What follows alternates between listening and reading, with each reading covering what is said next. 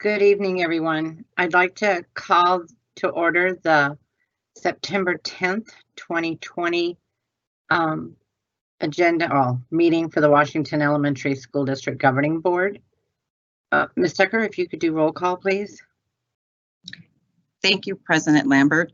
Governing Board members present, Governing Board President, Ms. T. Lambert, Governing Board Vice President, Mr. Bill Adams, Governing Board members, Mr. Aaron Yannicki, Mr. Larry Herrera, and Ms. Nikki Whaley. Thank you. If we could have a moment of silence and meditation, just praying for all our folks that are struggling through everyday life anymore, really.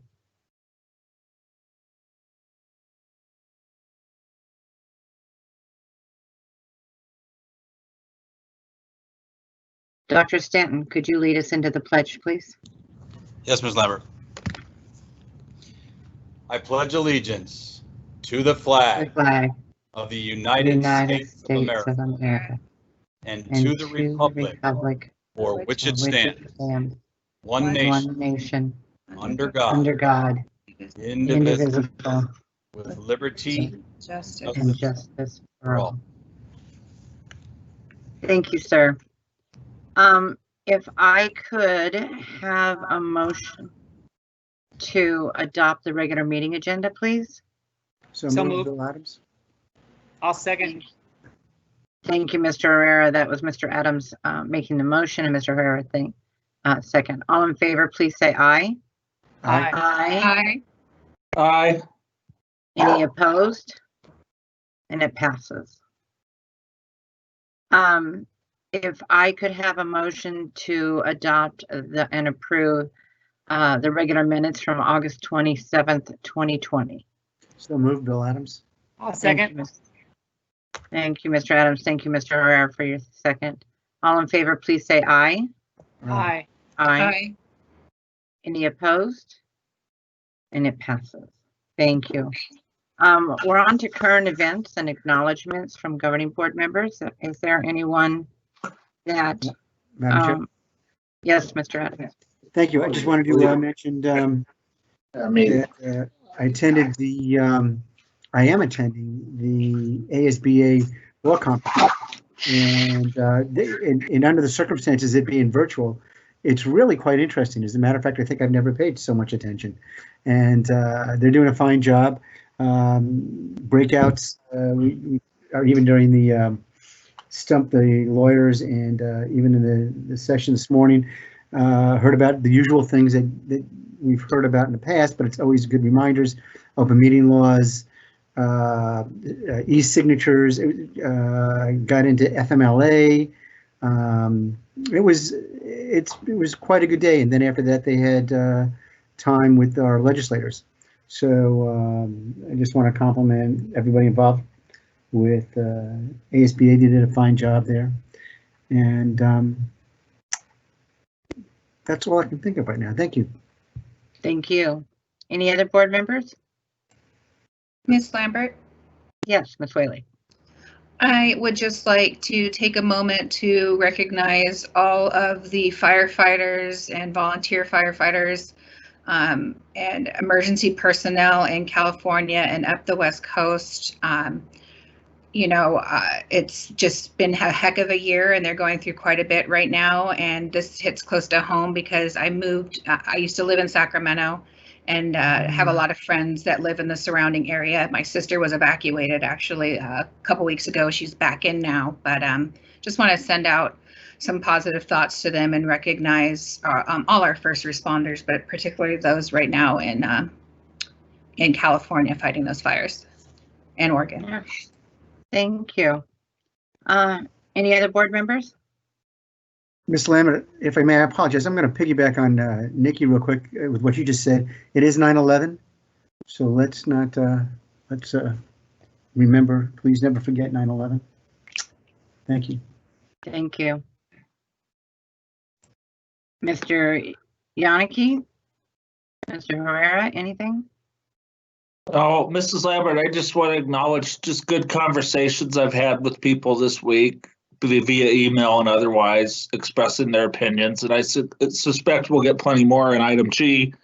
But I mean, it is a good, healthy, robust thing to do. And I really do appreciate how respectful everybody's been, or the board members. Thank you. Thank you. Mr. Herrera? Ms. Lambert, I don't have anything. Thank you.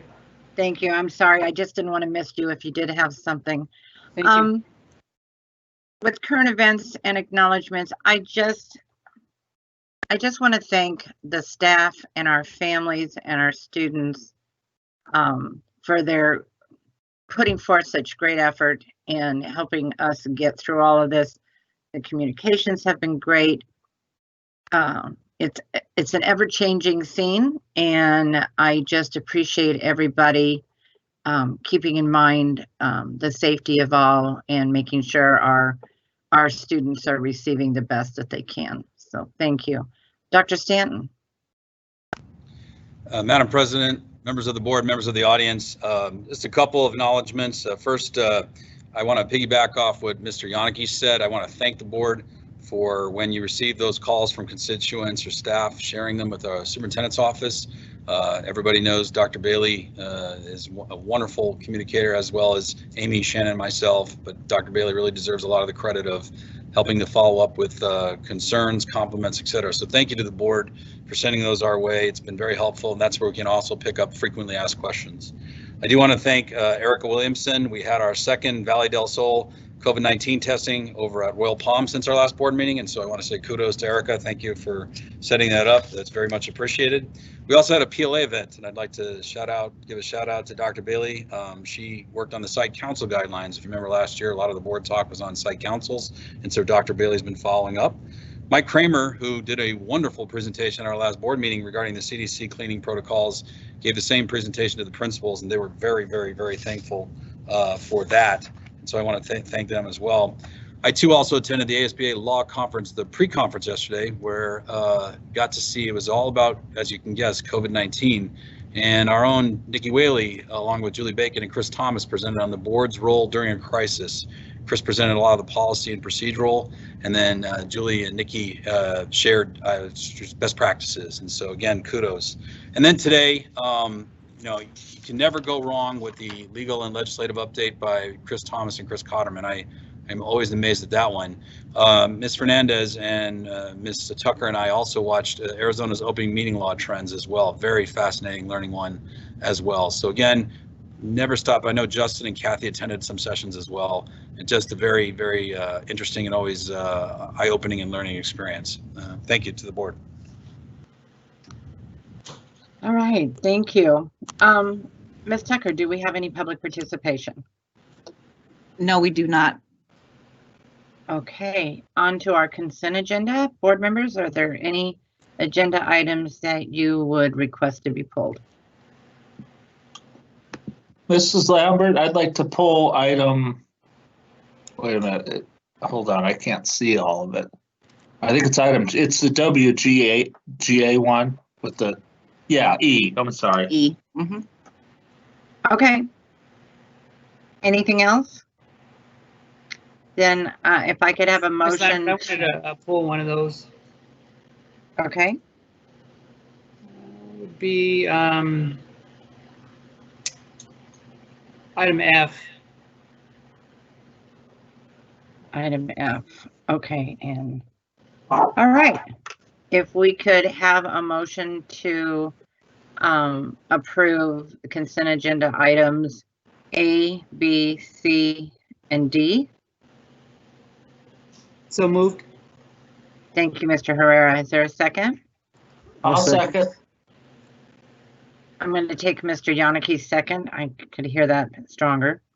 All in favor, please say aye. Aye. Aye.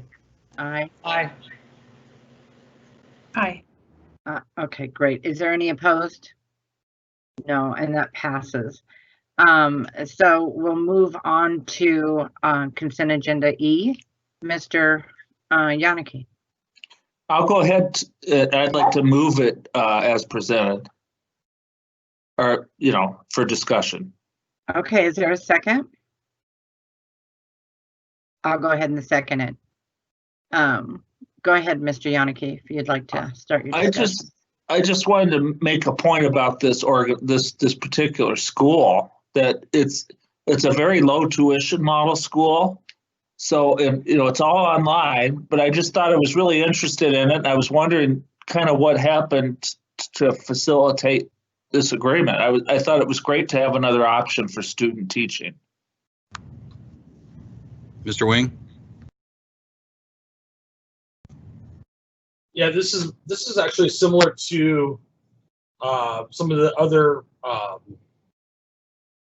agreements we have with local colleges and universities, in which we are encourage and accept all student teachers and even those completing their internship and practicums to come onto or into our school district to gain that quality experience with our master teachers and leaders at the school level. So this is not necessarily for our employees working with them. It's more for us to receive their students into what will be eventually our campuses, but right now the virtual classroom. No different than ASU, GCU. Again, we'll keep them coming regardless of what college and university. Thank you. That's all I had. I just thought it was kind of neat and I wanted to point it out. Thanks. Oh, it's great. Great opportunity. Thank you. Board members, any other questions or comments? All right, not hearing any, we'll go ahead and vote on this. All in favor, please say aye. Aye. Aye. Aye. Any opposed? And it passes. All right, so we are on to now consent agenda F, Mr. Herrera. Okay, so on this one, I had a question regarding the sole source procurements. Are we not using in-house IT for these vendors, for the software licensing? Ms. Thompson or Mr. Crop? If I'm not mistaken, these are both nutrition services ones, and no, MIS does not help write code for those. These are specific to our POS terminals and being able to get the students through the lunch lines once we get back to in school. The NutriSlice one is also a software that's specific to the nutrition services, that it provides digital signage, nutritional menus, things of that nature. So this is where they get their ID tags, and then they can add money to their account if they need to. Well, the monies are collected through the Heartland payment through the Titan School system, which is the point of sale system in the sites. Heartland is just a third-party receiver of the funds from the families. Okay, so we don't have MIS do anything with this at all. I just thought it was software licensing. There's no. If I may, Mrs. Lambert, we do. Yes, MIS does have an analyst who supports these programs, but they don't write. This is the licensing agreements and the service or third-party service for it. So MIS does support the. They have an analyst that does support the team with this as far as working in the program, but they just don't. This is the licensing agreement for these programs. The NutriSlice is for our menus. It's a menu system, a digital menu system that we have. Okay, thank you very much. All right, Mr. Herrera, would you like to make a motion? Yes, I motion to recommend that the governing board approve the continuing sole source vendors for the 2021 school year as presented. Thank you. Is there a second? I'll go ahead and second. All right, Mr. Yannicki. Thank you. All in favor, please say aye. Aye. Aye. Aye. Aye. Any opposed? And it passes. Thank you. I'd like to take just a moment and thank our folks that have donated and supported our schools, Brushfire, North Phoenix Kiwanis, and the Woodmen of World Chapter 3. I don't think I've ever heard of them before. Thank you so much for supporting our students and our schools. It is greatly appreciated. Thank you so much. So we are down now to the item 3A for the first reading of the full policy manual. Ms. Tucker, would you like to open it? Thank you, Madam President, governing board members, district leadership. This item is being presented to you as a first read. What we have been going through, Washington Elementary School District, in consultation with the Arizona School Boards Association, we've been in the process of reviewing all of our policies and regulations. That had not been done in this district since September of 2004, so it was a huge, huge endeavorment. We have been reviewing policies piece by piece throughout the regular meetings, and at this point, what we are asking is that we do a first read of the entire policy manual. Therefore, once the manual is approved by the board, all of the work that you've done over the past 3 years can be reflected in our manual.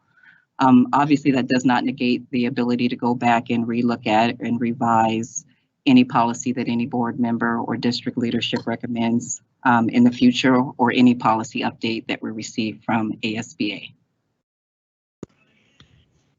All right, so Ms. Tucker, all the policies that we have reviewed and passed with a first and a second is included in all of this policy manual, correct? Yes, yes, yes. Okay.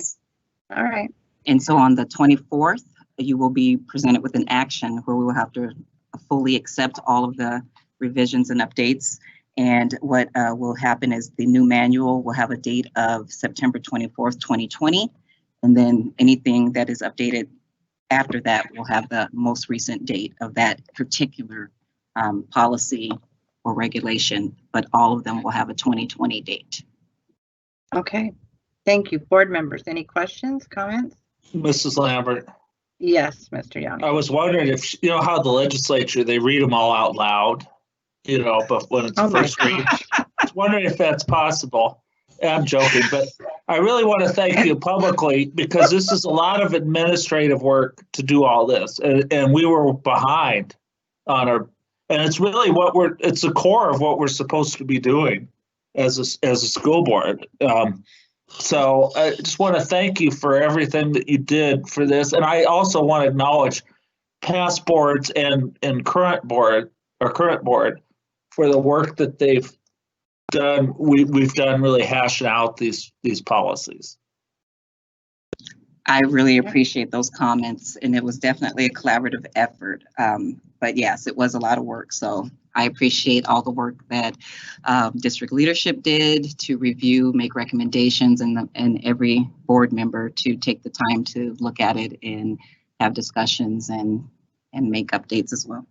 Thank you all. Thank you. Is there anybody else? Any other board members who? All right. Well, yes, I'm not hearing any. Oh, yes, Ms. Whaley. Sorry. Apologize. So the one thing, I know this is a first read, and you know what, I think I joined when we were somewhere in like B or C or something like that when y'all started this process. So one thing that skipped, I must have missed because I thought we had addressed it, is in item, oh, here it is, yes. So in JB, we have equal educational opportunities. And we included sexual orientation and gender identity, but in AC, that is not there in our non-discrimination, equal opportunity. It is, oh, excuse me, I'm so sorry, Madam President. It is there, but it's not reflected in the update because after the 24th, they will all be live. Does that make sense? Some of them, because of the importance of it, and if it was in a PA, they did allow us to update and put the actual date that you approved the second reading. but those are all going to change. For example, let's say that JB was done in June of 2017.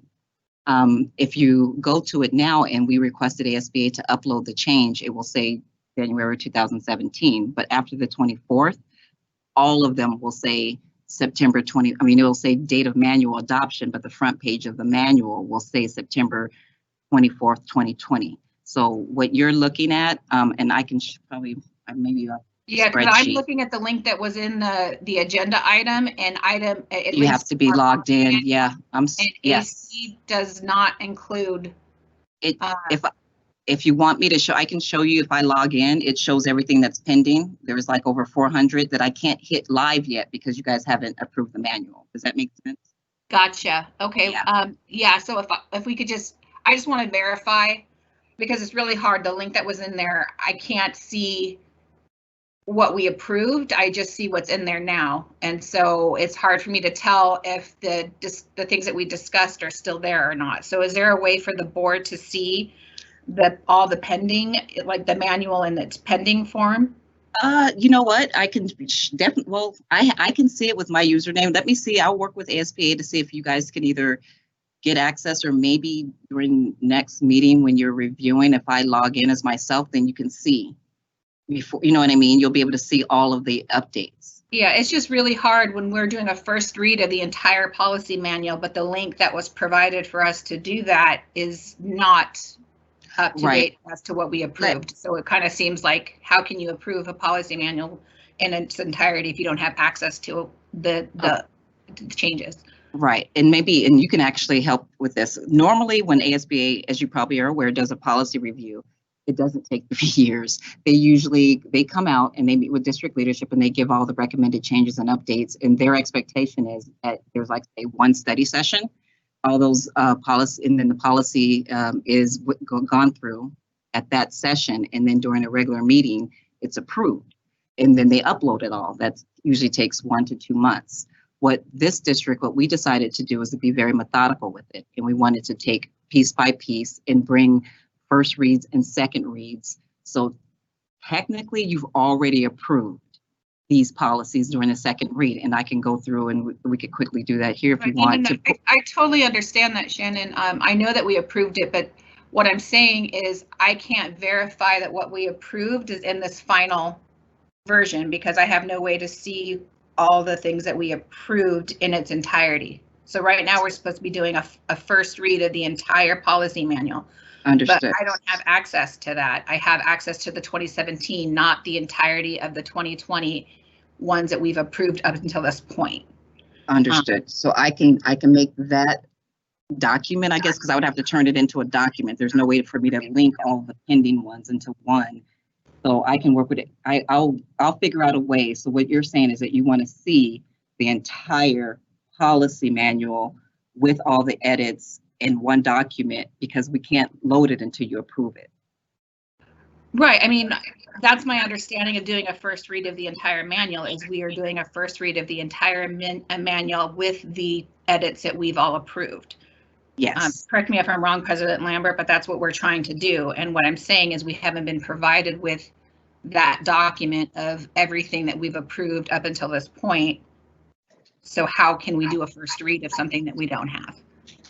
I think the confusion, I'm sorry, Madam President, I apologize. Can I speak? Yes, go right ahead. You're doing well. Yeah.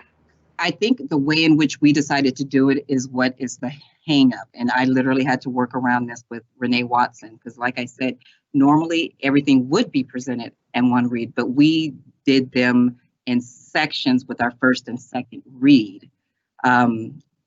So that's why there's not the one document. I mean, but I understand that you want to see them all before they're uploaded, even though they've been individually approved.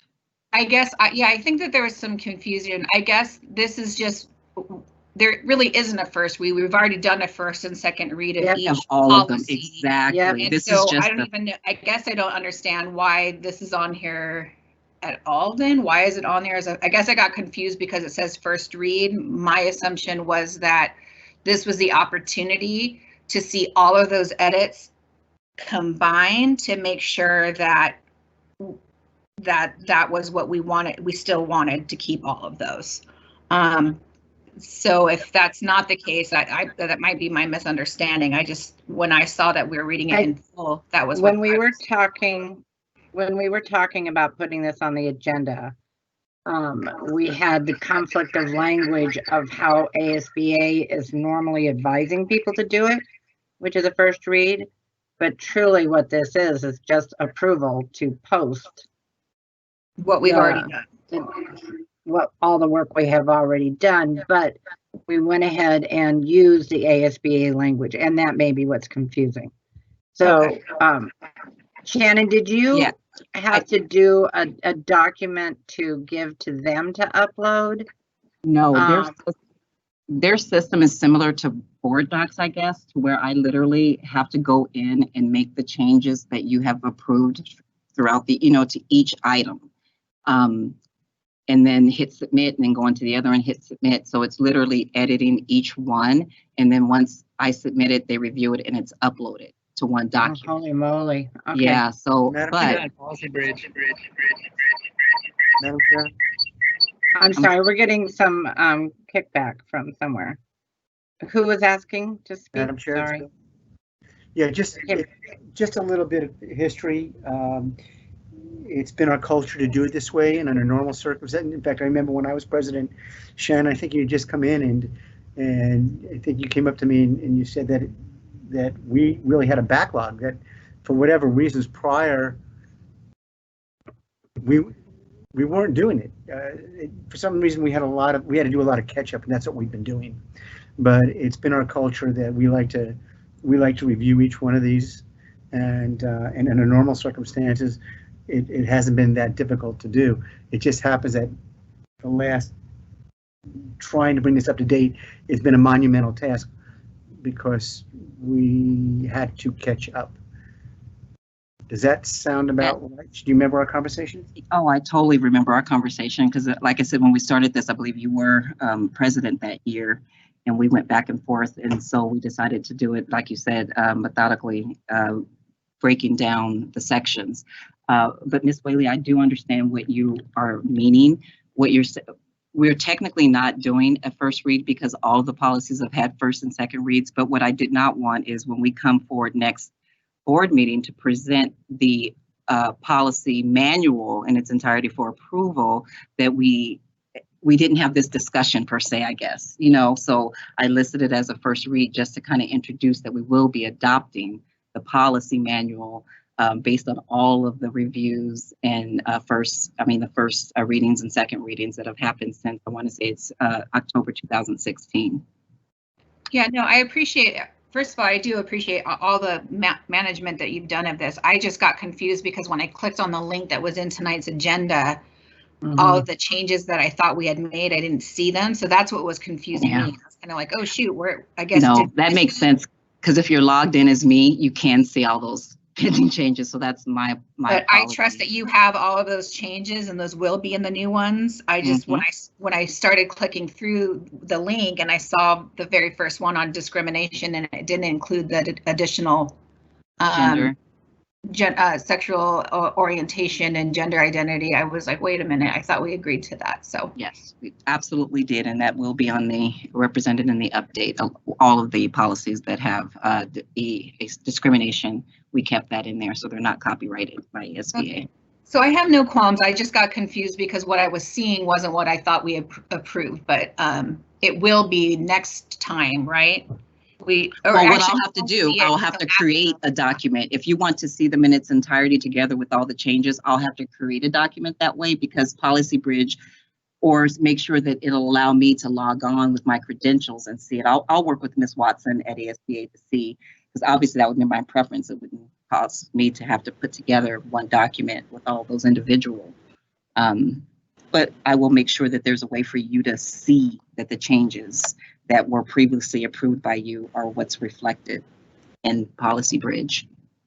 Okay, I mean, I guess that's fine. I'll just trust that everything that we've been doing along the way will actually show after we hit, push the green button or whatever it is that makes it go live. Absolutely. And then, I mean, if there's ever any issue, we can always bring up a policy at some other Absolutely. So, and I'm expecting that we will probably have to. So okay, so thanks for walking through. This is the first time I've done it just the way that we were doing it in the piecemeal. So I was confused at what I was looking at tonight. So thank you for walking me through it. Well, you're welcome. and a little piece of history, Miss Whaley.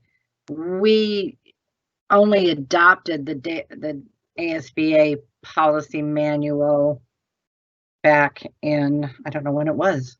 2004. What was it, Shannon? September 2004. Before that, we had custom policies and a giant notebook. So we went through and had to do that. So it was in 2004, and then as life went on, they never got updated. And so that's why we had to start all this giant work. So just a little piece of history.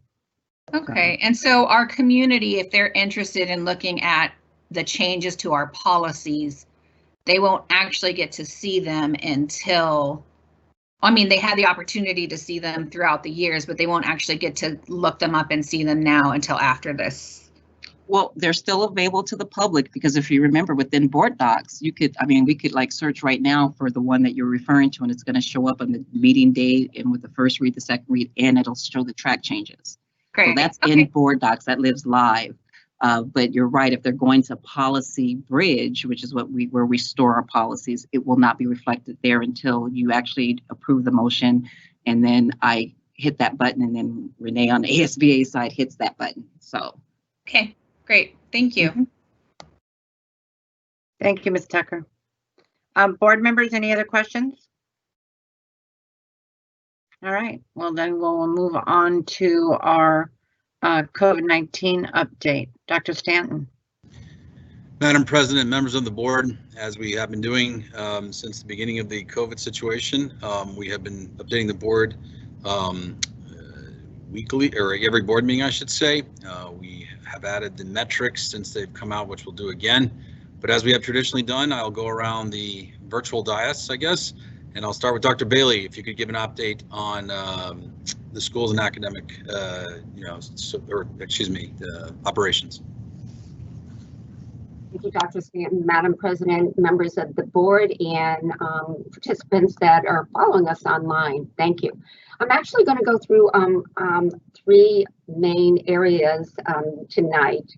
The first one is to talk a little bit about on-site support that has been going on for the last, we're in the fourth week. Then to talk to you a little bit about this survey, a parent survey that is going to go out tomorrow. And then simultaneously, we have committees that are working on coming back in person. So the first area is on-site support. As you know, part of the executive order 2020-51, basically we as a school district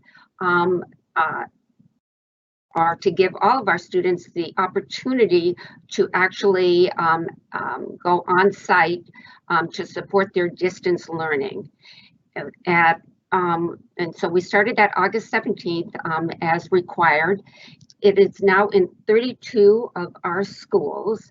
The situation is that 10 students are in a room with 2 supervisors, and there is safety guidelines like temperature checks, masked by both the staff and the students. The supervisors, 2 supervisors in each room.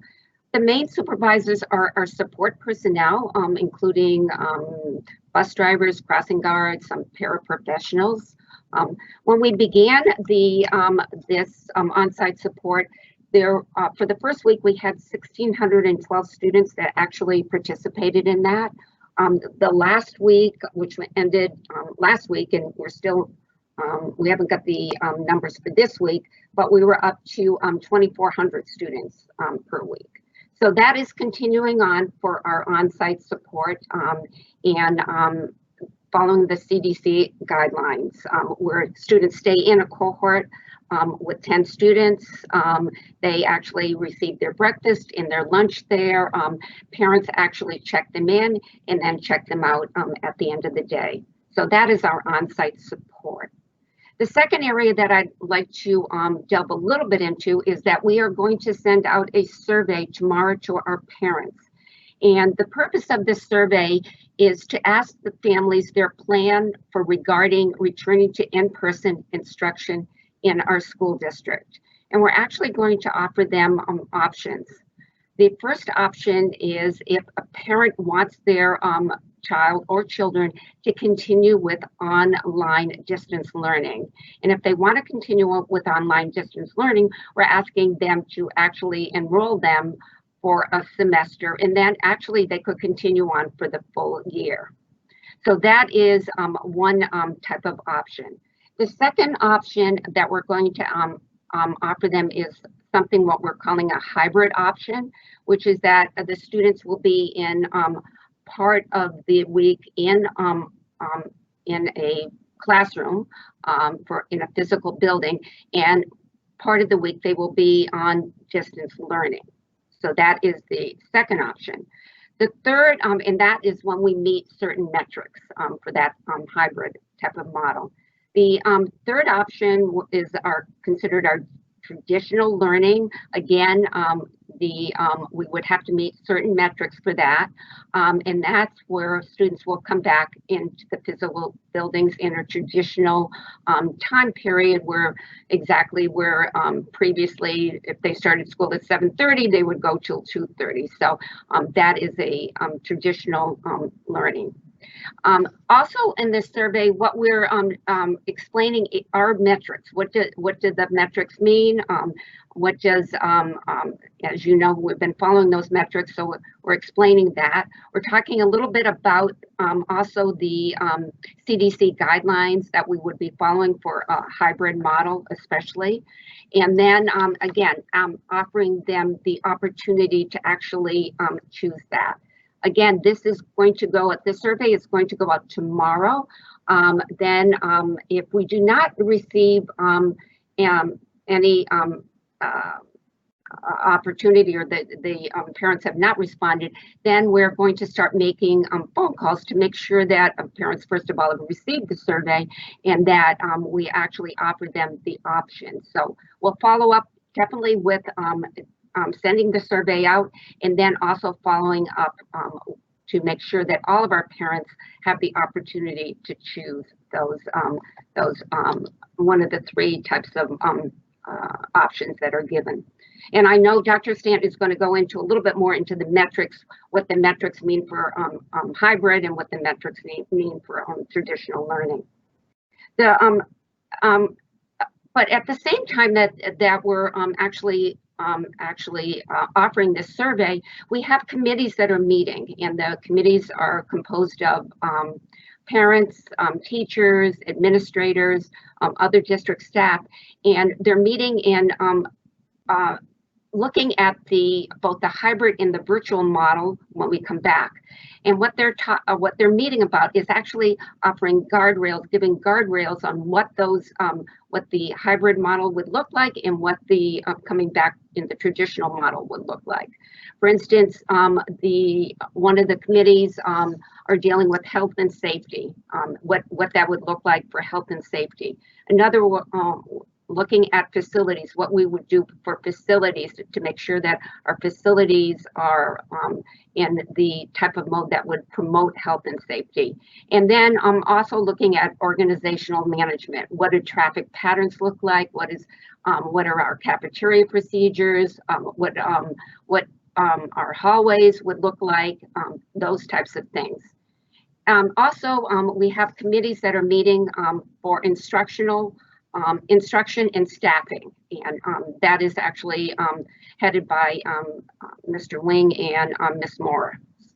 So that is another committee that is meeting. So basically two major committees, logistics and the instruction and staffing, and really looking at both the hybrid model and the coming back into a traditional model.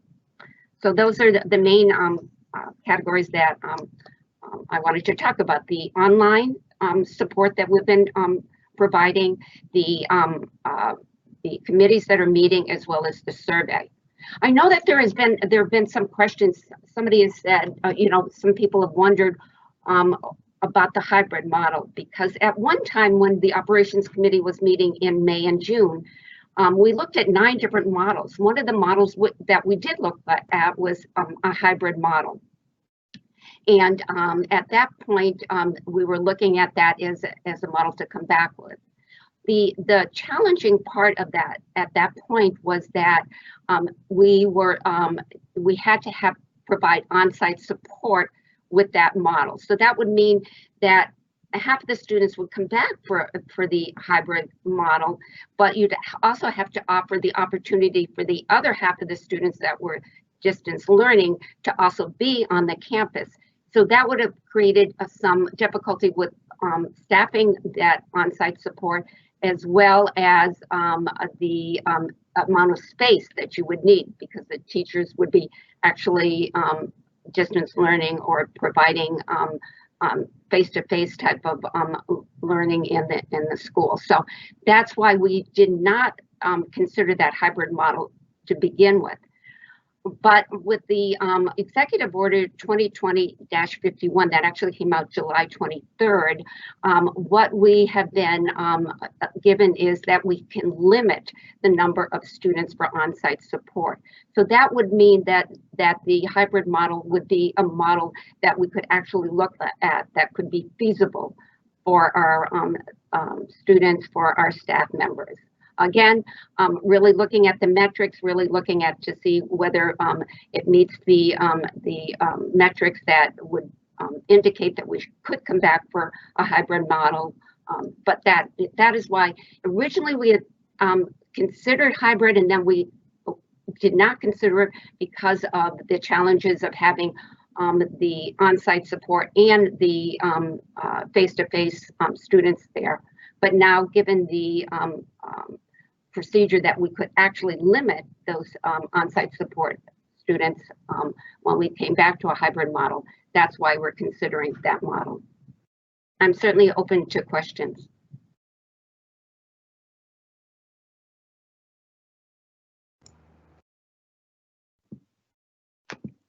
Mrs. Lambert, may I ask one? You're muted, Ms. Lambert. Well, thank you.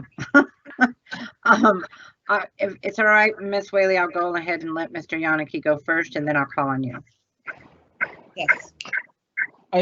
I was just interested in seeing, I don't remember if you sent out by site the on-site learners, like how many at each campus.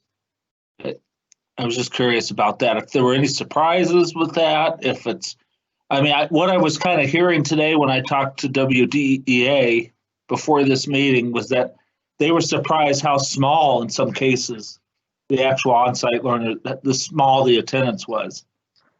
The numbers, thank you, Mr. Yannicki. The numbers range from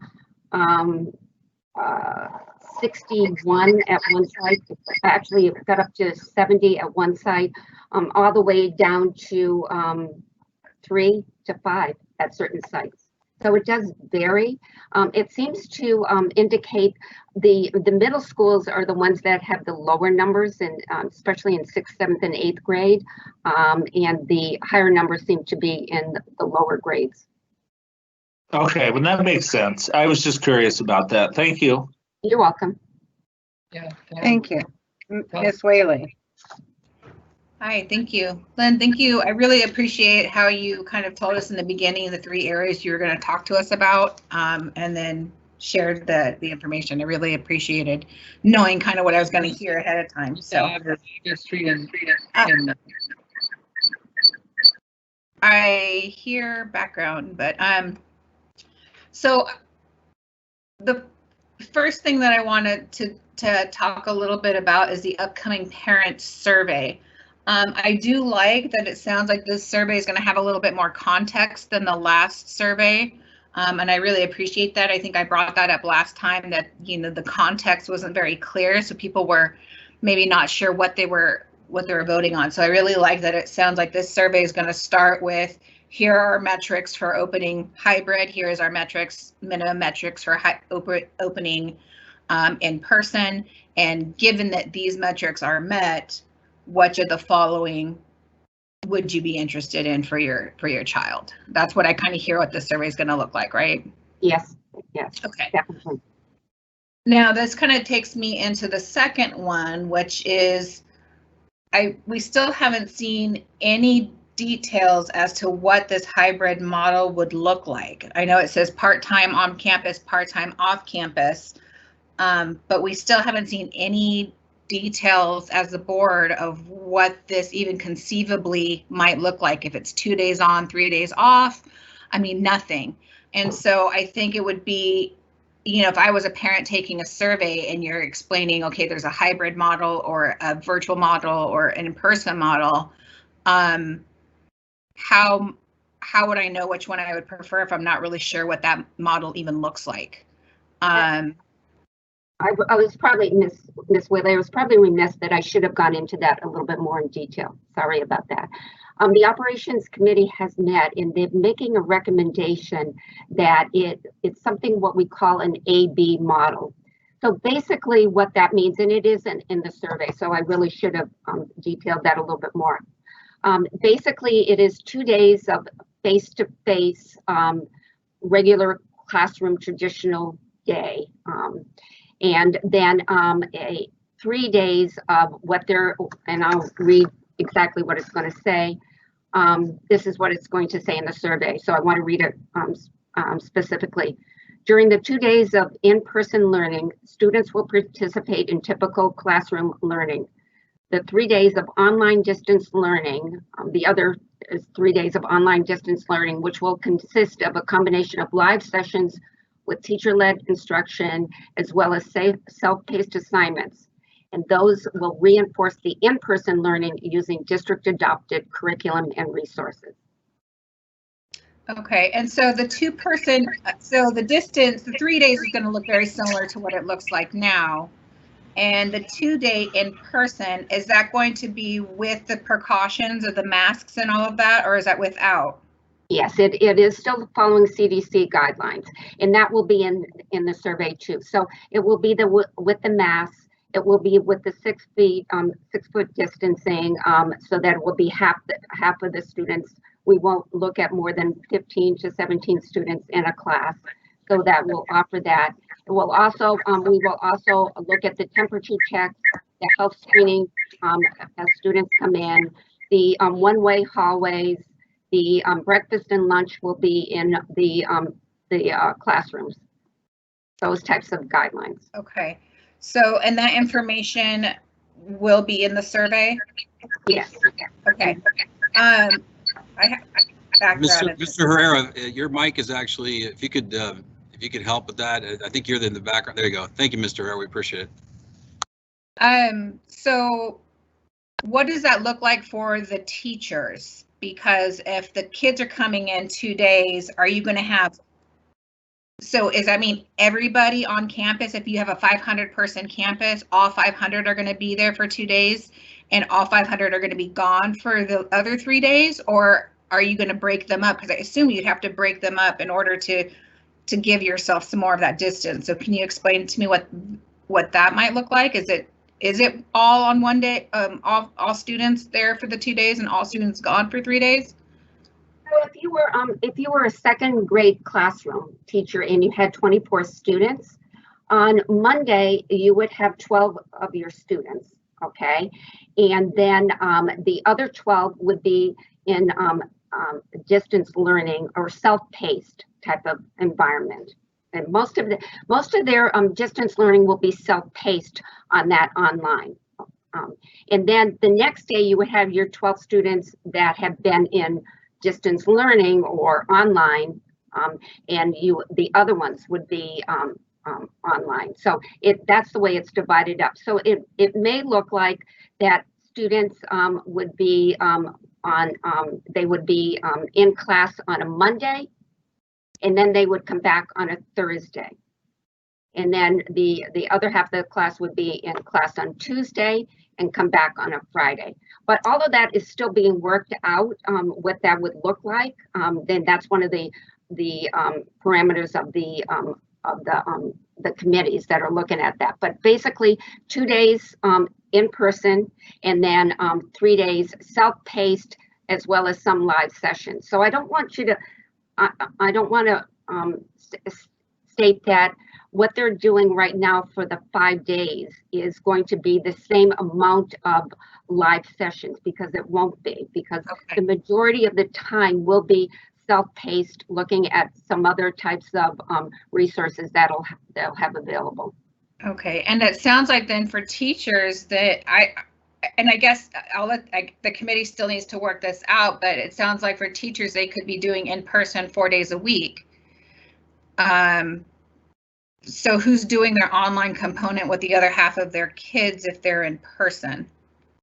So the majority of that time will be in self-paced type of assignments, independent assignments. On Wednesday, what we're looking at is that the teachers will be meeting online with their students, with their whole classroom online. So it's for that early release day. So no matter what model we go to, we're always going to have that early release day on Wednesdays. So on Wednesday, they will be, if that same second grade teacher, she has 24 students, then on Wednesday, she will, in most probability, be meeting with her 24 students. There may be some time for intervention, some special areas, those types of things. It sounds like there may be more details. It just hasn't been written out and shared with the board yet. Like it sounds like when I'm asking you, it sounds like you have a lot more information of what this hybrid model would look like. Maybe I'm misunderstanding, but it seems like you're able to answer a lot of these questions, but we just haven't seen anything as a board of what that would look like. And the reason why I'm concerned is because we've had our first week of under 7%. So if the numbers next week happen to also be under 7%, and that means we are basically ready to roll out a hybrid model within a week or two, because that's what we've kind of said in the plan. I'm just concerned that we are possibly 3 weeks away from hybrid and nobody has seen what a hybrid plan would look like. Dr. Bailey, would that pertain to the fact that you also need to know what the interest is and how many students are coming and how many teachers are able to come back to the classroom environment before some of those got ironed out? Definitely. I mean, we're definitely looking at the survey to say how many students want to continue with distance learning and how many parents want to opt into one of the hybrid or the wait for the traditional type of model. Certainly. Okay. I mean, I get that, but I still feel like there should be a plan, and maybe that plan gets modified a little bit if all of a sudden, you know, you get twice as many students that are going to opt for this hybrid. But if we're saying that that's the threshold, we're really asking people to opt out of hybrid, because we're saying this is kind of our new plan that we've said to our community. Once we hit these benchmarks, we're going to move to hybrid, and it's really about people opting to go completely virtual that we have to think about. So I'm just a little bit concerned. I would like to see more details about this hybrid plan. When might those come out?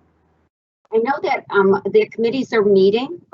In fact, 4 committees were meeting today. So I know that they're ironing out some of the particulars and the details of what that's going to look like. So we're looking at next week. We'll probably have the majority of the details out. Okay. And when those details come out, they're going to come out to the board and staff and everyone at the same time, or? Yes, you know, when we get the details out, I'm sure that we will be sharing them as much as possible. Okay. All right. I just want to make sure that that parents and teachers and staff are getting the details of what this hybrid plan is going to look like as much in advance as possible, because that it will most likely impact how comfortable parents and or teachers feel in that environment. And since we're doing this survey asking people how they feel about returning to these environments, it seems like we should be able to give them a little bit more detail as to what that environment would look like. But I will wait to see what the committee comes up with. Thank you. Thank you.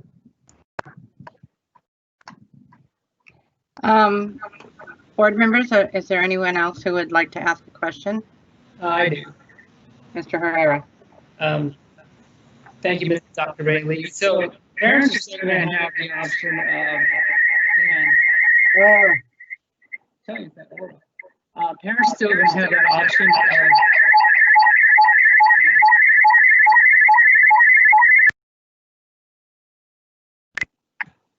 I don't think I understood that. No, That I was feel Miss like I'm Lambert. out of That break. was actually Miss Lambert. Miss Lambert, we had, by putting your mic down, then we were able to hear Mr. Herrera. Sorry about that. that's okay. That's okay. So parents still going to have the option of attending hybrid, right? With I would imagine so. Shannon, I just here, Lynn, you want to turn that off, and then let's give Mr. Herrera a chance. Hold on a second. What's going on, Shannon? Why is that noise like that? It has to, I'm sorry, it must be coming from Mr. Herrera's computer because I'm not hearing it from anyone else's speaker. Mr. Herrera, are you using your mic from your laptop or? Yeah, can you hear me now? Yes. Okay. So my question is don't they have the option of still the survey, you know, at the end? I think the way the order reads is not only do we have the option of giving the superintendent you know, authority to proceed with the next, you know, hybrid option or whatever it is, the next one. Don't parents still have the option of staying hybrid throughout the end of the year? I mean, if they wanted to say parent wasn't comfortable or teacher wasn't comfortable, they have the option of staying hybrid towards the end of the year, or the school year, I meant. Is that correct? Mr. Herrera, the online distance learning is an option all year. The hybrid, not necessarily, depending on what the metrics are, but the online distance learning, we're going to be asking parents to enroll in for those that want to stay the whole semester and up to the whole year. But the idea of the hybrid would then depend on the metrics. So I hope that answers your question, but it would be the online distance learning is what we had said way back when would be an option that all parents could stay in through the semester. I was talking about, yeah, the online one. That's the one. They have the option of keeping that, right? Say somebody does not want to, they're not comfortable, they're in panic mode or whatever, you know, they want to look for the scientists, whatever they want to do. They can actually wait and say, hey, I'm going to stay home till next year or whatever they want to do. They have the option of doing that, correct? Yes, the online distance learning, as we said at the beginning, is an option for parents to have literally through the whole year. We did say we'd ask them at the semester break to, you know, to re-up, if you want to call it that, just in case some of them want to change their mind. That's a natural transition, but yes, they could technically go all the way to the end of the year. Okay, that's what I want to know. Thank you. Thanks, Lynn. Thank you.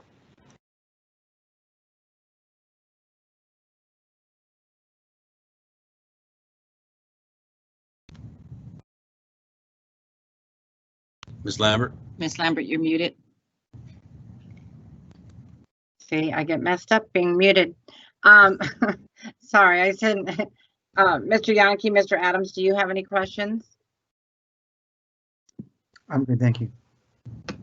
No, I'm good. I just thought I was at a bad concert for a little bit. That's all. Hello. Yeah, it happens. Dr. Bailey, in developing these for the hybrid and having it paced out into the survey when you get ready to send that out, that information coming back, number one, I guess, are you having a deadline of when they need to complete the survey and get that back to us? We're trying to look at Ms. Lambert. We're trying to look at a week, so it would be going out tomorrow and coming back on the 18th. But we'll certainly follow up if we don't get the responses that that we need to from parents, and we'll still continue to follow up with as many as possible. Can we have our teachers help by reminding parents or staff by their own messages to be sure and go on and complete that survey, to be another voice, a nudge to remind them to go do that? Don't know if it's possible, just food for thought.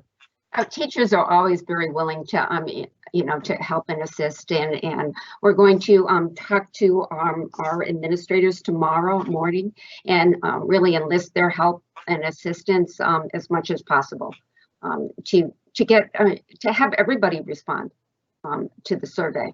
We want their you know, we want their feedback and their input. How have you all set benchmarks to set a level that if so many people above this mark want to do the hybrid, we'll move forward? Or, you know, I mean, is there a benchmark to meet, or do we get to a point that we say, you know, not enough of them have asked for that, and so that will stay virtual until we go live? Madam President, members of the board, maybe when Mr. Wing, I don't know, Mr. Justin, if you want to, I know you've got some of that kind of with your committees. Oh, well, then I'll wait.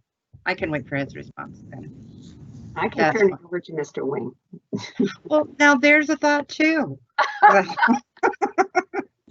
All right. Thank you very much, Dr. Bailey. I appreciate it. Thank you. Madam President, members of the board, members of the audience, to Mrs. Whaley's question, Ms. Whaley, with the survey, we try to give that detail. We're also now trying to look at the reopening plan and then also add the options in visual format. So we will have that coming out. I'm sorry we didn't have it for this evening. We'll make sure that in the survey we do our best description to describe that. Mr. Wing, if you could, under your purview of HR, if you could also update us under some of the committee work and other things happening under the human resource part of what we do. Sure, and I'm assuming you want me to wait for the metric, Dr. Stanton? Mr. Wing, you can put it in your presentation and then I can close out with it as either. I mean, I have ours and some of the safety protocols, so you could easily put it up if you want to during your time. Good evening, Governing Board, Superintendent, audience. Just give you an update from Human Resources and the work we're doing regarding or related to COVID. A couple things. One, I am co-facilitating what we call the Staffing and Instruction Committee, because how we implement hybrid or even transition to in-person staffing is going to be impacted. We are and have determined the method in which or how we're going to determine who the teachers are that will be the distance learning teachers, because as Dr. Bailey alluded to, we are going to have that for the option for the remainder of the school year. We are going to be surveying teachers tomorrow, actually, at the same time, with similar content, actually a little bit more content specific to the employee side of it, about transitioning back to the school and identifying those who are interested in being distance learning only teachers and other criteria that we are seeking as a committee. We are going over different scenarios for the hybrid and distance learning. It's tough to answer Mrs. Whaley's question about hybrid and the details. I will mention that our committee with different stakeholders have met regularly and will continue to meet regularly. And there's not just like this black and white scenario. I shared visuals where, depending on the percent of families within a certain grade level who want distance learning, it impacts staffing, whether we need to add a staffing, whether staffing can be moved. For example, if 20% want distance learning at a particular school at a grade level, I need to add a teacher to offset the 80 because we want to limit and need to limit the class size to 15 to 17 to ensure social distancing. However, if it goes 70-30, I don't need to do that. So we are definitely, as a committee, awaiting our family survey results. And just a reminder, we did, actually various committees collectively agreed to wait to survey our families when the numbers were getting better, because we have learned already that if you survey too early, things will change later on. So we wanted to get the best data possible based on what families need to know. And it's not just about hybrid or in person, it's also what's going on in society or in Arizona as far as the metrics. So we are waiting for those results, and that'll provide a lot of clarity. But that doesn't mean we're not working and coming up with different scenarios. It's just the actual straw design is not ready yet. We have been updating our metrics and sharing that. That will be embedded with the teacher survey tomorrow. Quickly, I'm going to share with you just an update. If you don't mind, Ms. Tucker, sorry about that.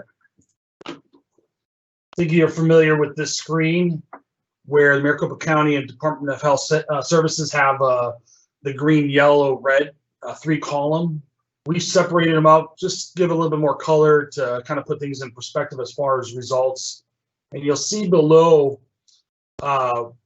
Washington Elementary School District's weekly results. And starting in August, we were in the deep red, which means both health service officials or agencies recommended not to come in person or even hybrid, continue with distance learning.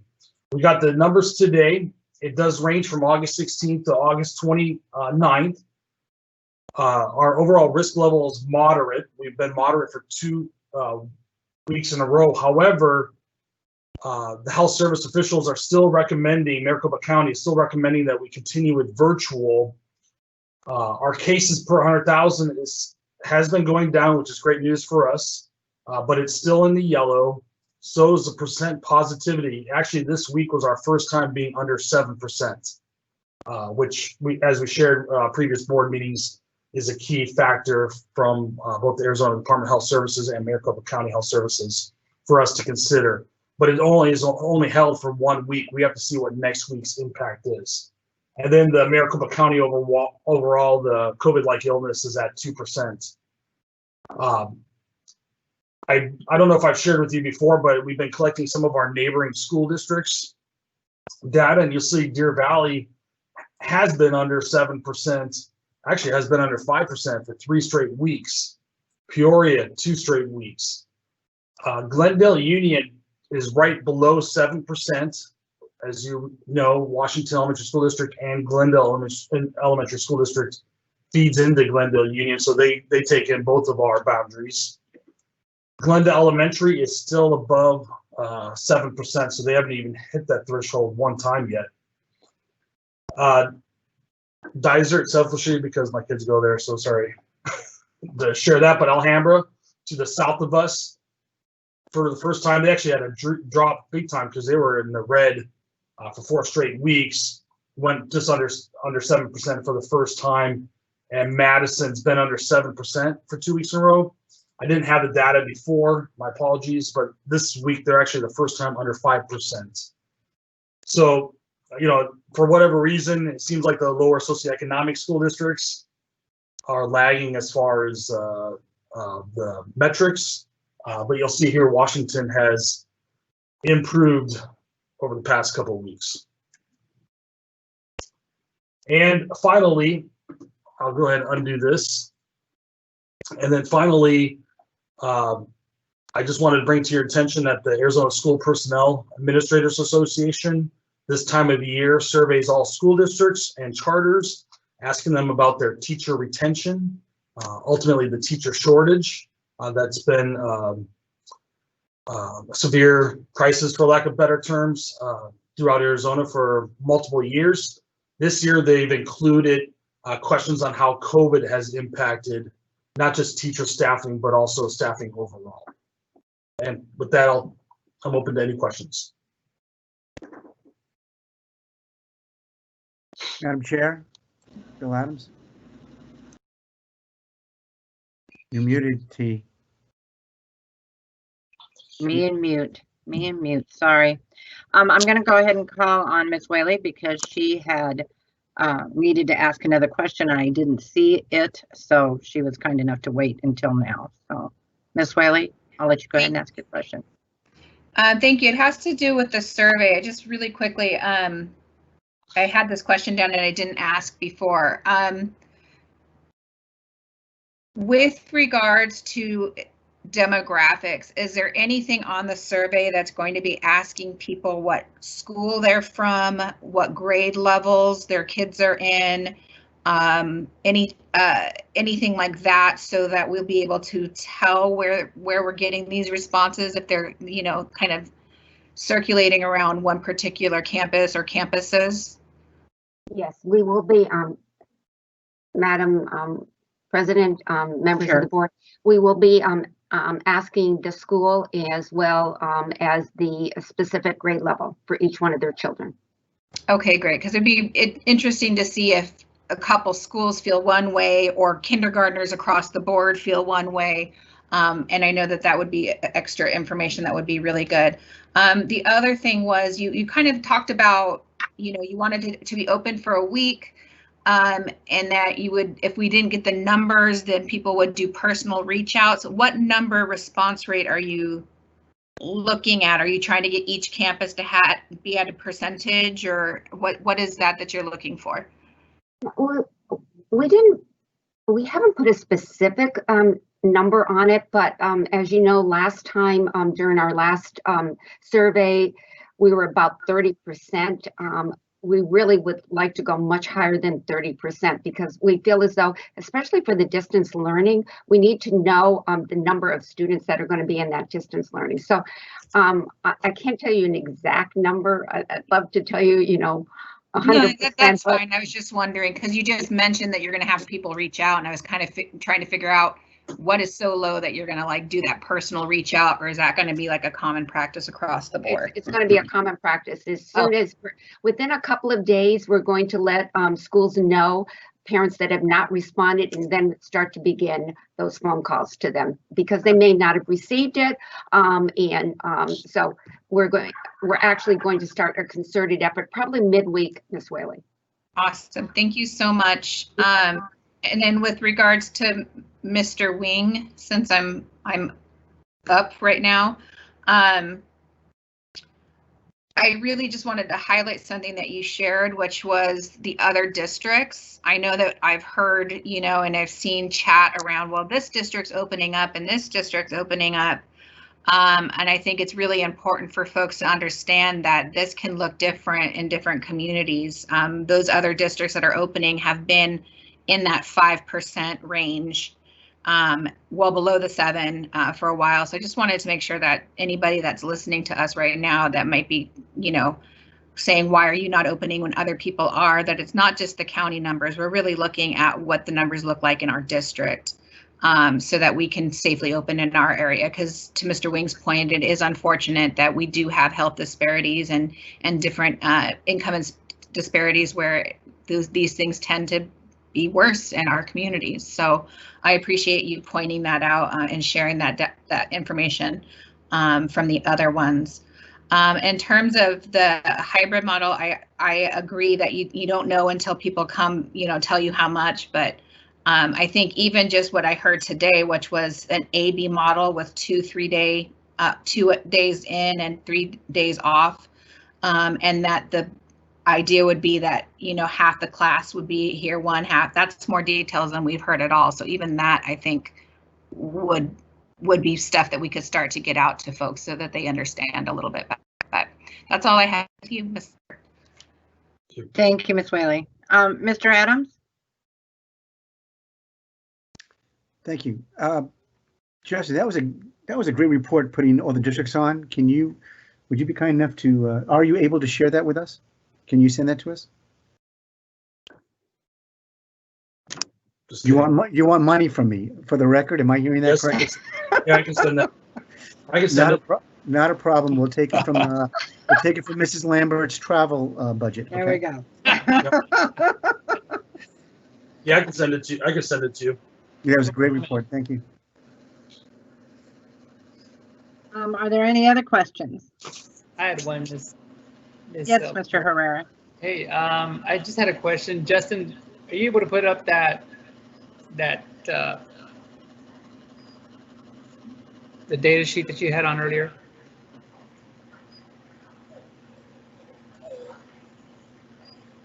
That was quick. You're getting good. I just want to call out that there isn't anything on here about income disparity. This COVID, we're not just I think an income disparity, is a harsh word for our district. I think that, our district is full of not just diverse individuals and people across the board, but also individuals that, that work very hard. So, and I think this COVID-19, it doesn't just affect, somebody under the poverty level. It affects everybody. So I don't think this map here is indicative of any kind of demographic or income level. So just wanted to share that. Thank you, Mr. Justin. Okay, thank you. Mr. Yannicki? Gosh, I did have a question. Well, I'll probably get to this a little bit later. I have some questions about attendance and stuff like that. I don't think it really pertains to Mr. Wing, but I'll get to that in a little bit. All right, thank you. Justin, what I had wondered about is, it's hard. I mean, you guys have kind of did an outline shell of what the hybrid model would, how it would operate and what it would look like. When you are requesting information from staff, what kind of questions what kind of answers are you looking for? What kind of information, not really what answers, but what information are you looking for? Sure. The ultimate purpose from the committee is to prepare for staffing, whether it's hybrid or in person. Ultimately, whatever scenarios play out based on the family survey results. So the first question ultimately is, do you want to be a distance learning teacher only? Or are you going to be the teacher transitioning back to whether it's hybrid or in person? We are sharing that there are possibilities that if you're the distance learning only teacher, you may have different students than you currently have now, because some of those students may want to go back. Those families may choose to go back to the hybrid or in person, while others want to remain distance learning. We do have to consider class size and our overall staffing that we have now.